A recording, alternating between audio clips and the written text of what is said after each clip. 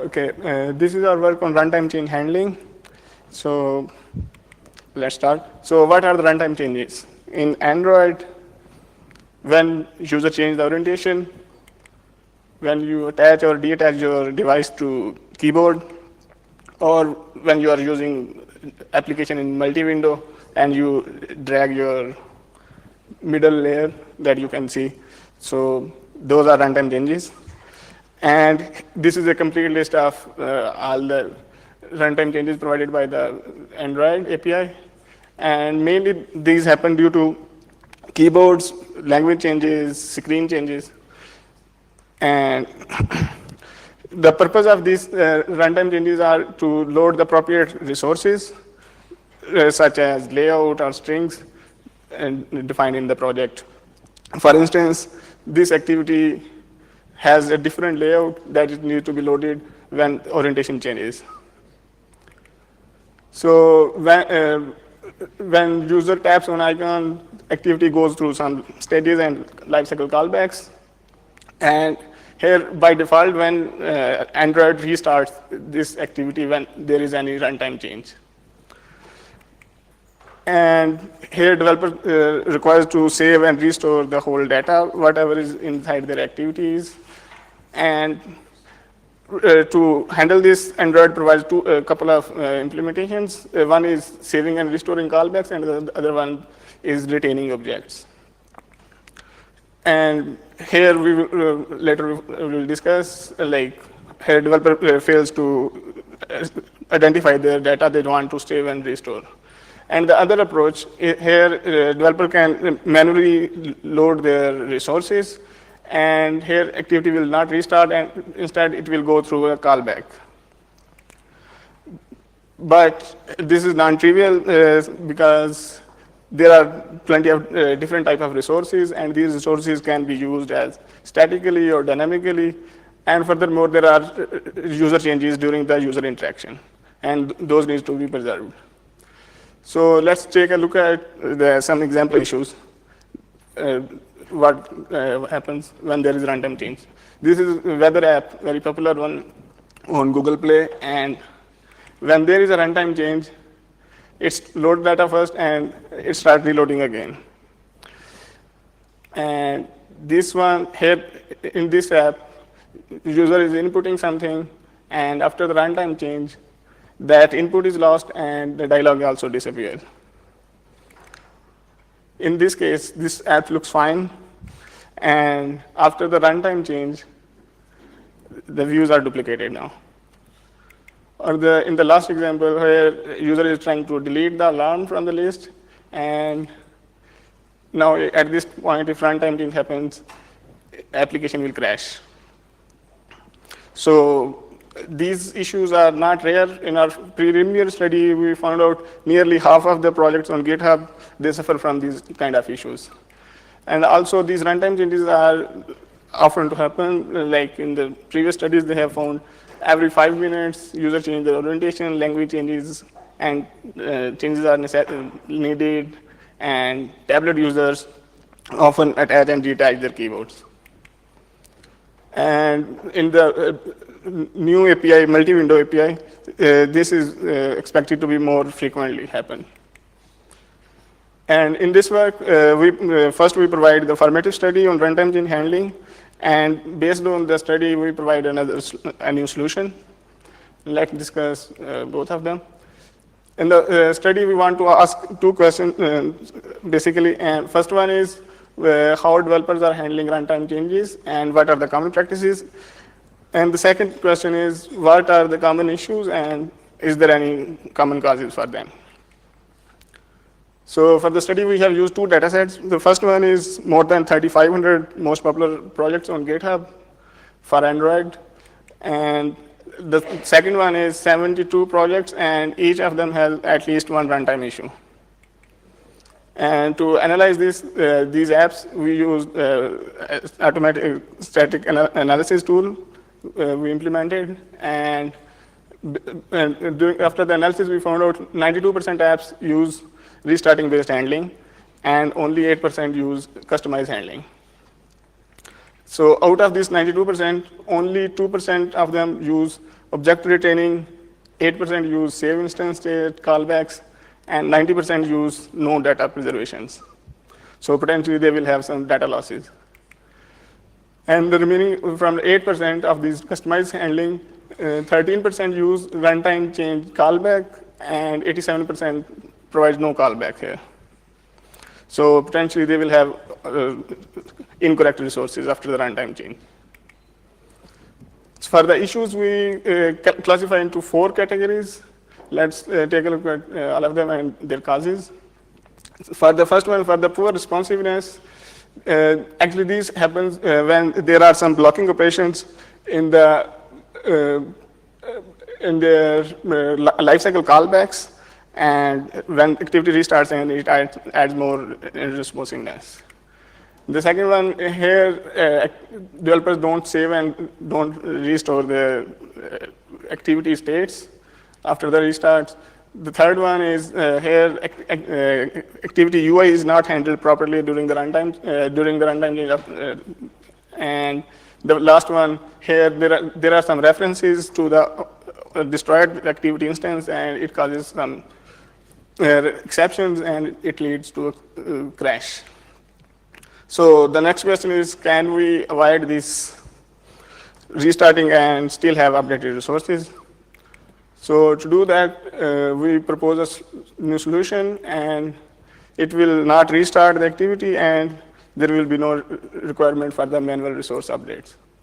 And it has 2 components, HotR, the first one, and the second one is dynamic view hierarchy migration. Let's take a look at both of them. Here, first we convert all the resources into hash maps for easy accesses. And when there is a runtime change, we construct 2 hash maps for the old before and after the available resources. And if there are no alternate resources, we stop there. And in case if there are alternate resources, then we need to update those resources. And here we input, at this step, we input also the property resource mapping. It helps to update the resources where how the resources are used in the views.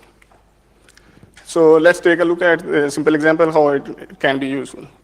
Let's say there is a simple text view in the portrait mode, and when there is an orientation change in the landscape mode, that text is different.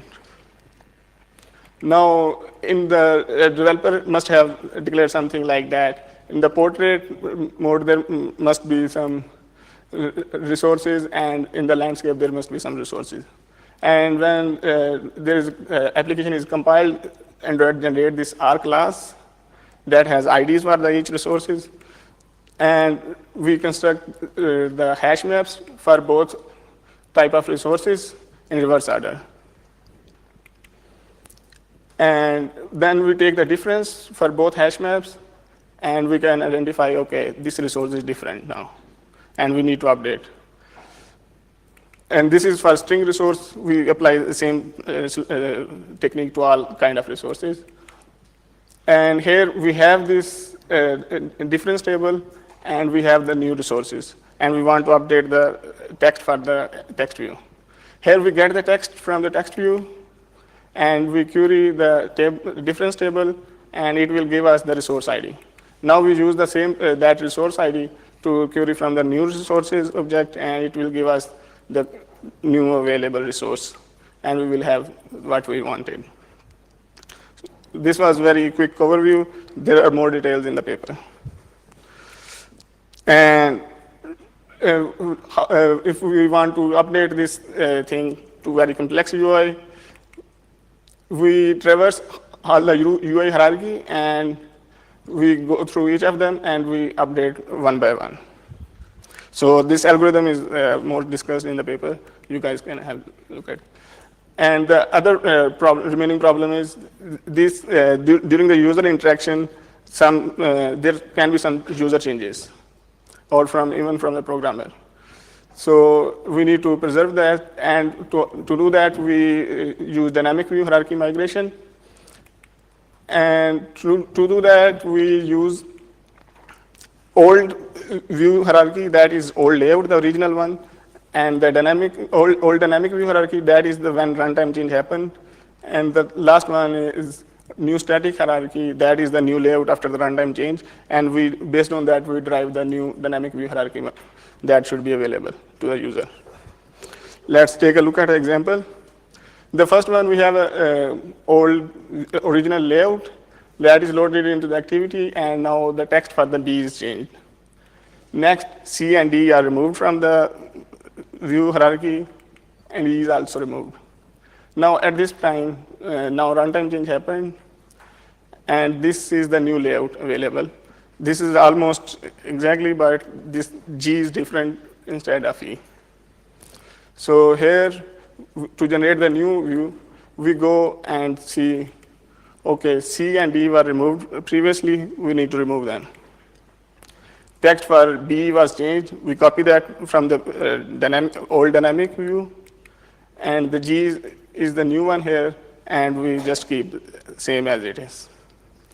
So this was a very quick overview for the dynamic view hierarchy migration. There are more details in the papers on this.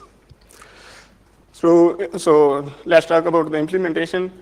In Android, there is activity provided by the framework, and developers extend their activity from that class. And for our implementation, we leverage this inheritance, and we insert our class between them.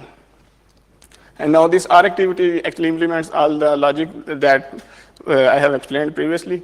And this way, our code remain application logic independent, and we are not going to change any to the application logic. And for the implementation, we provide two implementations.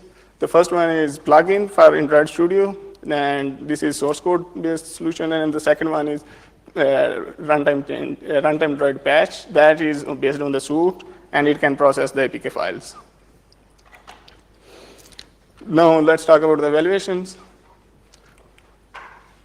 To evaluate this one, our implementation, we have used a dataset with 72 projects from GitHub, and it has 507 activities. And there were 197 issues reported on GitHub. And first we refactored, and 503 activities were successfully refactored with our solution, and only 4 activities were failed. These were due to when the Java code is not available, or some activities from the library, and that source code is not available in the application. And all the issues were fixed, and we manually verified. And the runtime delay was reduced more than 9 times after the fixing. So this is our work, and we show that the large portion of apps suffer from runtime issues, and in the coming, due to multi-window API, these are projected to be more common. And the restarting is the main cause due to the current implementations. And our solution can fix the issues, and it can reduce the delays during the runtime changes. So thank you for listening.